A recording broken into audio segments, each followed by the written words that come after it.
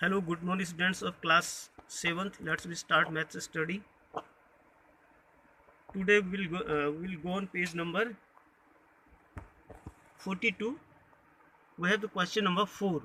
इससे पहले मैंने क्वेश्चन नंबर 2 और 3 आपको बताए थे जो आपने होमवर्क में किए हैं. आज हम क्वेश्चन नंबर 4 पे चलते हैं. क्वेश्चन नंबर 4 में व्हिच इज ग्रेटर, ये कह रहा है कौन सा बड़ा है, कौन बड़ा है. तो देखिए आपको यह है, फर्स्ट लेते हैं हम 2/7 ऑफ 3/4 और 3/5 ऑफ 5/8. अर्थात इन दो प्रोडक्ट में से इन दोनों का प्रोडक्ट और इन दोनों का प्रोडक्ट, इन दोनों में से कौन बड़ा है. तो चलिए इसको हम सॉल्व करते हैं कुछ इस तरह से.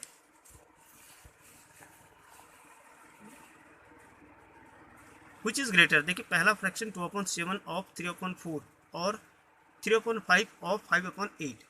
देखिए पहले ऑफ का मतलब मल्टीप्लाई हुआ, तो यहाँ पर 2/7 ऑफ की जगह हमने मल्टीप्लाई लिखा और 3/4 को सेम लिखा. और दूसरे वाले जो ग्रुप ऑफ फ्रैक्शन है उसमें आपको दिया है 3/5, तो 3/5 को हमने लिखा, ऑफ की जगह मल्टीप्लाई लिखा 5/8. अब दोनों को मल्टीप्लाई करा, 2 3 जा 6 एंड 7 4 जा 28. और यहाँ देखिए 3 5 जा 15 और 5 8 जा 40. तो ये मिला आपको 6/28 और 15/40. अब इस फ्रैक्शन को हमने ज़रा लोवेस्ट फॉर्म में कन्वर्ट करा. तो फ्रैक्शन को लोएस्ट फॉर्म में कन्वर्ट करने के लिए उसके न्यूमरेटर और डिनोमिनेटर का एचसीएफ लेते हैं और एचसीएफ से भागा देते हैं. तो देखिए 6 और 28 का एचसीएफ 2 आया और 2 से 6 कैंसिल हुआ 3 टाइम और 2 से 28 कैंसिल हुआ 14 टाइम. जस्ट सेम और के बाद जो फ्रैक्शन हमको मिला था 51.40, इसको भी लोएस्ट फॉर्म में कन्वर्ट करते हैं.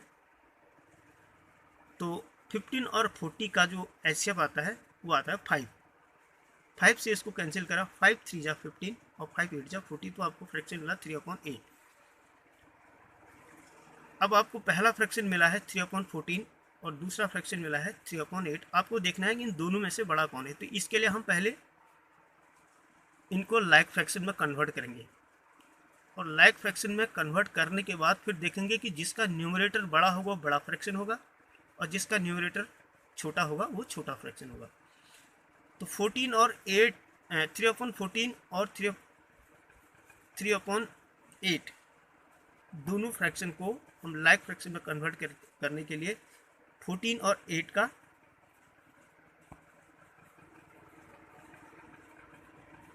14 और 8 को देखिए, 14 को हम 4 से मल्टीप्लाई करें तो इनका एलसीएम आता है 56.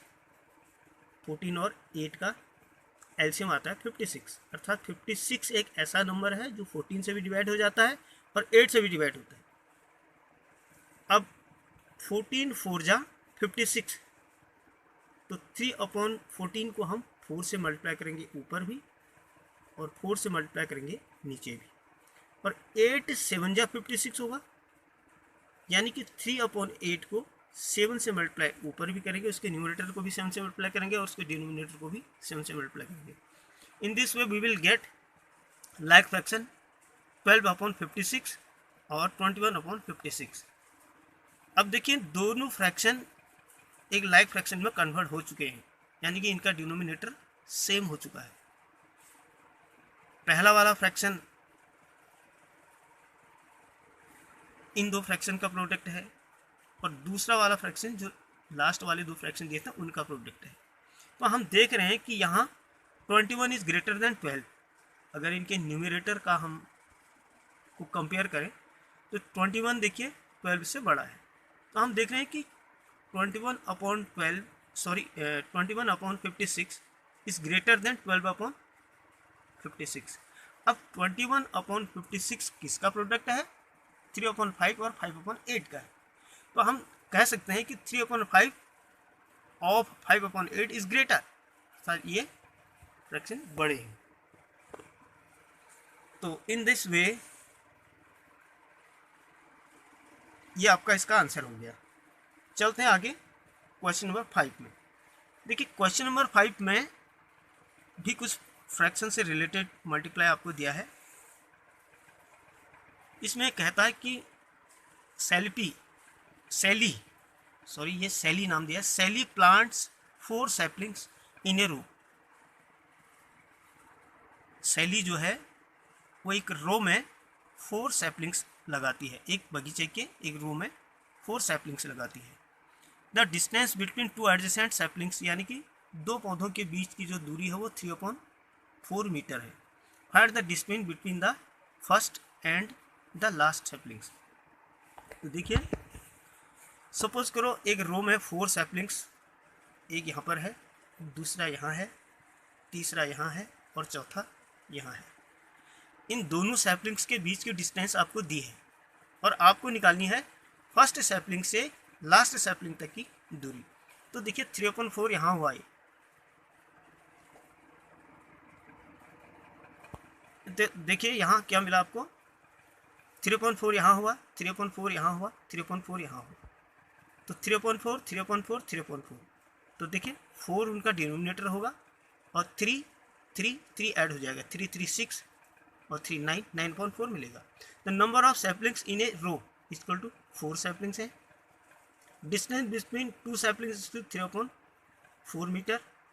तो देखिए डिस्टेंस कितनी आई, हम 3/4 यहाँ भी आया, 3/4 यहाँ भी आया और 3/4 यहाँ भी आया, यानी कि 3/4 को हम कितनी बार मल्टीप्लाई करेंगे, एक बार यहाँ आया, दूसरी बार और तीसरी बार 3 से मल्टीप्लाई कर देंगे। तो distance between first and last sapling is equal to 3 × 3/4। अरे समझ में आया, यानी कि 3/4 को हम 3 टाइम मल्टीप्लाई कर देंगे, 3 से मल्टीप्लाई करेंगे तो आपको मिलेगा 3 3 जा 9, यानी कि 9/4। तो ये आपको डिस्टेंस मिली 2 होल 1/4 मीटर। तो इस प्रकार क्वेश्चन नंबर 5 आपका कंप्लीट हुआ, यानी कि फर्स्ट से लास्ट सैपलिंग के बीच की जो डिस्टेंस होगी वो हो जाएगी 2 होल 1/4। तो इस प्रकार आपको होमवर्क से देखिए फर्स्ट का जो क्वेश्चन नंबर 4 का सेकंड पार्ट, फर्स्ट पार्ट मैंने आपको अभी सॉल्व करके दिखाया था, सेकंड पार्ट आपको ये होमवर्क से करना है, जस्ट सेम बिल्कुल जिस तरह से मैंने फर्स्ट पार्ट किया है सेकंड पार्ट आपको भी करना है। और 5 मैंने आपको सॉल्व करा दिया है। क्वेश्चन नंबर 6 और 7 आपको होमवर्क से ट्राई करनी है।